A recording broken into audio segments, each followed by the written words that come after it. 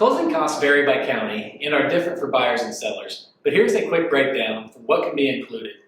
In Franklin County, Ohio, there are typically 6 components to closing costs. The first is title insurance. Title insurance assures the new owner that they have legal ownership of the property. Another closing cost is the conveyance fee. This is a tax collected by each county on the sale of every home. The next closing cost only applies if the home you are buying or selling is part of a homeowners association. If it is, you may be required to pay a fee to transfer the HOA into the new owner's name or pay a buy-in fee to join the association. The amount due at closing varies from HOA to HOA. Another line item on the seller's closing cost statement can be the home warranty. Often a seller will provide a buyer with a 12-month insurance policy that covers the cost of replacing or repairing lower out-of-pocket expenses in the event that something goes wrong in the first year of ownership. Tax prorations are another component of a seller's closing costs. Tax prorations are based on current assessed real market value of the property being sold and can vary widely depending on location and the value of the property.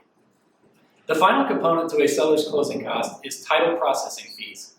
These include things like a closing fee, title exam, funding fee, wire transfer fee, etc. It is important to note that these are fees that each individual title agency has control over.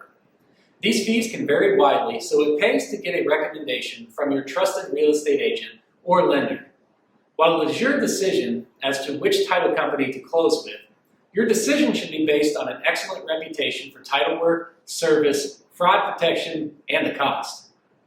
Realtor fees are not technically closing costs, but it's important to note that these are paid by the seller and due at the time of closing.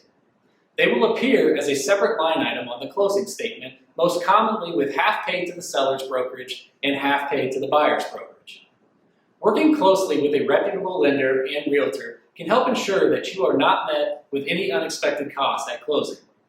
For more real estate FAQs, visit branthawkins.com/FAQ.